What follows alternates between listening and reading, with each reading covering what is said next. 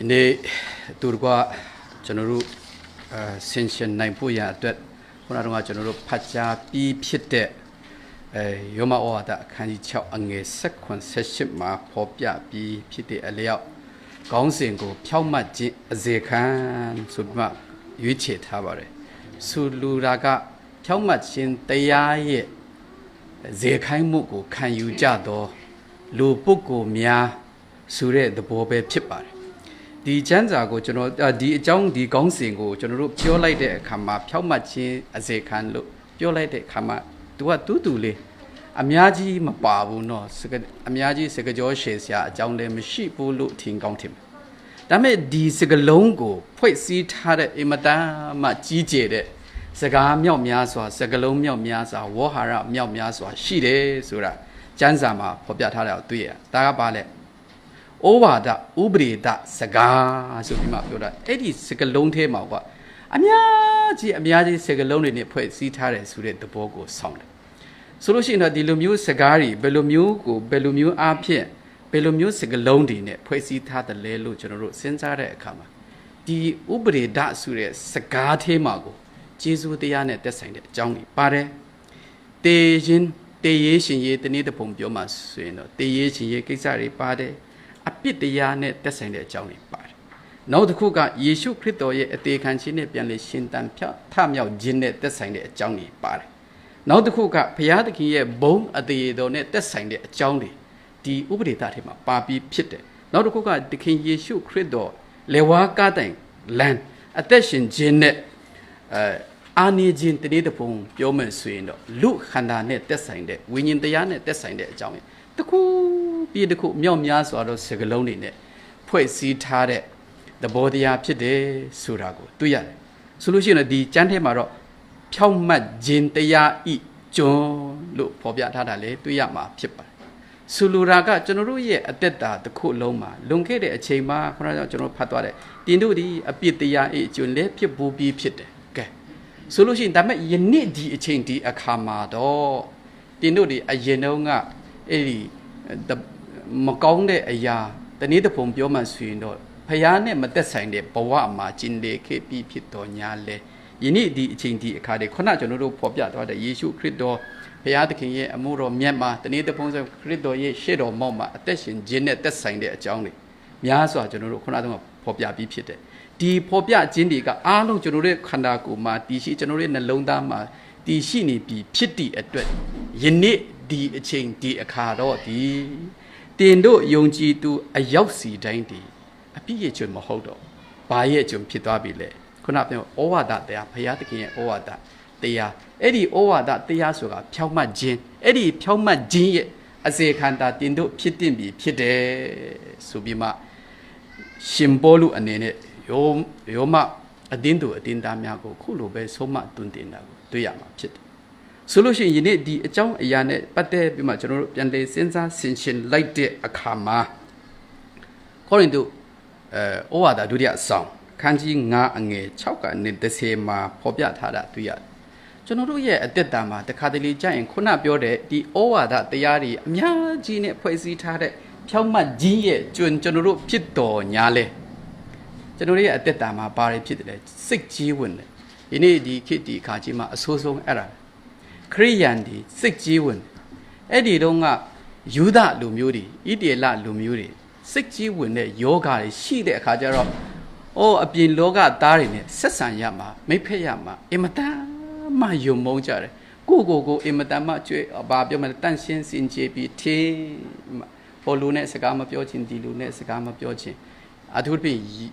ဂျူဒိုင်ဆီယမ်ယူဒဒီရဲ့ယုံကြည်ခြင်းတရားအခုချိန်ထိလည်းအဲ့လိုဖြစ်တယ်လို့ပြောကြတာပဲကျွန်တော်ကတော့မရောက်ဘူးလို့မသိဘူးရောက်ဖို့တဲ့လူတွေပြောကြတယ်ဒီဂျူဒိုင်ဆီယမ်တွေရဲ့သူတို့ရဲ့ယုံကြည်မှုအခုချိန်ထိသူတို့ကလွဲရင်ကြံတဲ့ဒီကဘာလောကမှာရှိသမျှတော့ပုဂ္ဂိုလ်တိုင်းဒီအပြစ်တရားငရေပြီကိုဇောက်ထိုးကြမဲ့ဟာရီဆိုတဲ့အသွေးမျိုးတွေနဲ့စိတ်ကြီးဝင်တဲ့ယောဂအဲ့ဒီယောဂကယနေ့ကျွန်တော်တို့ခရိယန်တွေမှာလည်းအဲ့ဒီယောဂရှိအဲ့ခါကျတော့အဲ့လိုလုတ်မဲ့ကိစ္စမျိုးဒီလိုစိတ်ကြီးဝင်တဲ့ယောဂဒီ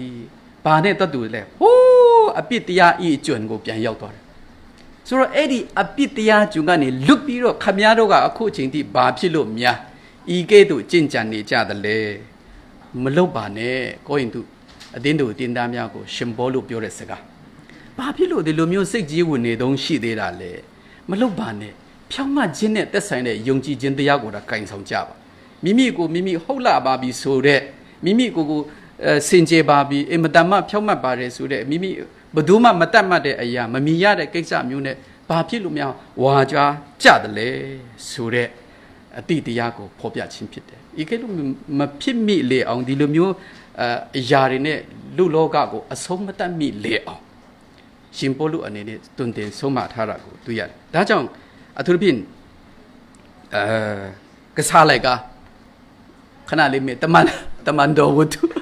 ပမာစကားလည်းပြောရင်ပြောတဲ့ခါကျပျောက်တယ်တမန်တော်ဝတ္ထုအခန်းကြီး9အငယ်31မှာပြောဖြောင့်မတ်ခြင်းတရားဆိုတဲ့အရာဒီတကယ်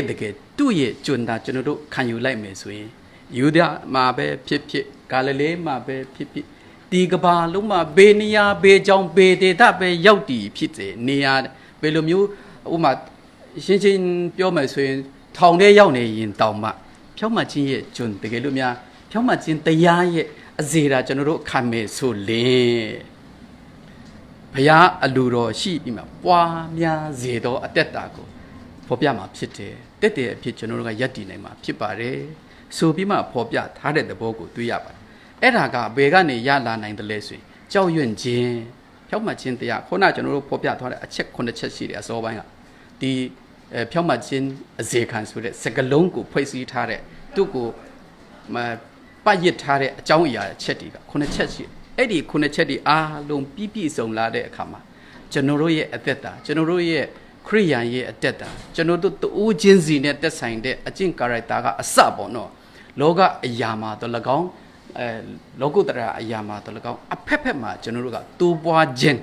များပွားခြင်းဆိုတဲ့အရာကိုဒါပိုင်ဆိုင်မှာဖြစ်တယ်တကယ်လို့မြတ်အဲ့လိုမဟုတ်ဘူးလို့ရှိရင်ခုနကအပိရဲ့ကျွန်းတာဆက်လက်ပြီးမှခံယူခြင်းနဲ့စန္ဒနဲ့ဒါနေခဲ့မယ်ဆိုလို့ရှိရင်ကျွန်တော်တို့ကဆုပ်ယုပ်သွားမှာဖြစ်ပါတယ်ဒါ၍ဆုပ်ယုပ်တဲ့ထဲယုတ်များဖို့မဟုတ်ဘူးနေဖို့ပဲကြံ့တယ်ဆိုတဲ့သဘောကိုဆိုလိုခြင်းပဲဖြစ်ပါတယ်ဒါကြောင့်ကျွန်တော်တို့ရဲ့ယနေ့ယုံကြည်သူခရိယန်များအနေနဲ့တလကောင်းမယုံကြည်သူတွေပဲဖြစ်စေတကယ်ကလောကမှာရှိတဲ့လူမှန်သမျှကဖြောက်မှတ်ခြင်းရဲ့ကျွန်းတာဖြစ်ရမကောင်းတဲ့မဖြောက်မှတ်တဲ့ဆိုးတဲ့လူတကာယုံမုန်းစေတဲ့အပြစ်တရားနဲ့သက်ဆိုင်တဲ့အရာရဲ့ကျွန်းတာကျွန်တော်တို့ဆက်သွားနေဆက်လုံနေမယ်ဆိုလို့ရှိရင်ကျွန်တော်တို့ကဘာကပျော်ရွှင်တယ်ငြိမ်းချမ်းတယ်ဝမ်းမြောက်တယ်ဆိုတာလုံးဝဒီကဘာလောကအကြီးရဲ့နေစိတ်တုံးသွားစရာအကြောင်းတွေအများကြီးရှိတယ်ကျွန်တော်တို့မြန်မာနိုင်ငံကအခုလိုစစ်တလင်းတွေဖြစ်နေတာဘာကြောင့်ဖြောင့်မတ်ခြင်းနောက်လိုက်တဲ့ဖြောင့်မတ်ခြင်းနဲ့သက်ဆိုင်တဲ့တရားရဲ့ကျွန်းမရှိလို့ဘာသာတိုင်းမှာသူကဖြောင့်မတ်ခြင်းနဲ့သက်ဆိုင်တဲ့တရားဥပဒေတွေအများကြီးရှိတော်ညာလဲဘယ်သူမှမလိုက်ကြဘူးမလိုက်ကြတဲ့အခါကျစစ်တလင်းကြီးတွေဖြစ်ဘယ်သူမှစိတ်ချမ်းသာမှုမရဘယ်သူမှငြိမ်းချမ်းမှုမရဘူးဘယ်သူမှချမ်းသာခြင်းမရဘူးဆိုတဲ့သဘောကိုဆောင်တယ်ဒါကြောင့်ယနေ့ကျွန်တော်တို့အနေနဲ့စဉ်းစားရမယ်ဆင်ခြင်ရမယ်အပိုင်းတွေဘေးနေယာဘေးဒေသဂျပန်နိုင်ငံအမေရိကနိုင်ငံခုနပြောပြီးယူဒာတို့ဂါလိလဲတို့ဒီပညာဘေးနေယာဒေသမှာရှိနေစေကမွန်ယုံကြည်သူအရောက်စီတိုင်းနေဖြောင့်မတ်ခြင်းတရားဆိုတဲ့ယေရှုခရစ်တော်ကိုကြောက်ရွံ့ခြင်းထာဝရဘုရားကိုကိုးကွယ်ခြင်းတန်ရှင်တော်ဝိညာဉ်ရဲ့လမ်းပြမှုကိုခံယူခြင်းဆိုတဲ့ဖြောင့်မတ်ခြင်းတရားရဲ့အစေတာခံတင်ပါတယ်ဒုမတာလင်ကျွန်တော်တို့ရဲ့အနာဂတ်တည်ဒါ၍လှပြီးမှပွားများတဲ့အသက်တာကိုပိုင်ဆိုင်မှာဖြစ်ပါတယ်နောက်ဆုံးတရားဟောရကျမ်းထဲမှာဖော်ပြထားတာဤကဲ့သို့တော့အကြောင်းအရာတစ်ခုချင်းစီကိုကျွန်တော်တို့ရဲ့ဝန်ခံခြင်းအရာဒီအရာပြည့်စုံလာဖို့အတွက်ဖြစ်ပါတယ်ဆိုတဲ့အကြောင်းကိုဖော်ပြခြင်းဖြစ်ပါတယ်ဒါကြောင့်ခုနပြောသလိုကျွန်တော်ရဲ့ယုံကြည်သူအရောက်စီတိုင်းရဲ့အသက်တာဒီတကယ်လိုအပ်သောအရာတွေတခြားမဟုတ်ပါဘူးများဆဆမဟုတ်ပါဘူးဖြောင့်မတ်ခြင်းရဲ့အစေတာခံဖို့ဖြစ်ပါတယ်ကျွန်တော်တို့ကအရင်တုန်းကတော့အပြည့်ရဲ့ကျွန်ဖြစ်ခဲ့တယ်ဒါပေမဲ့ယနေ့ဒီအချိန်ဒီအခါကစပြီးတော့ကျွန်တော်တို့ရဲ့အသက်တာဒီဖြောင့်မတ်ခြင်းရဲ့ကျွန်အဖြစ်ယက်တည်နိုင်ဖို့ရန်အတွက်ကျွန်တော်တို့ကအစဉ်တစိုက်ဘုရားထံဘာမှလမ်းညွှန်မှုတွင်တင်မှုအဲ့ဒီတွင်တင်မှုအရာခတ်သိမ်းကိုကျွန်တော်တို့ဝန်ခံခြင်းအဖြစ်အသက်ရှင်နိုင်မယ်ဆိုရင် ဘုရားအလိုတော်ရှိတဲ့အသက်တာကိုပိုင်ဆိုင်ပြီးတဲ့ကာလတိုးပွားလာမှာဖြစ်ပါတယ်ဆိုတဲ့အကြောင်းကိုဝဲငါရင်ညီကုန်းချုပ်ပါတယ်ရောက်စီတိုင်းကိုဘုရားရှင်ကောင်းကြီးပေးပါစေ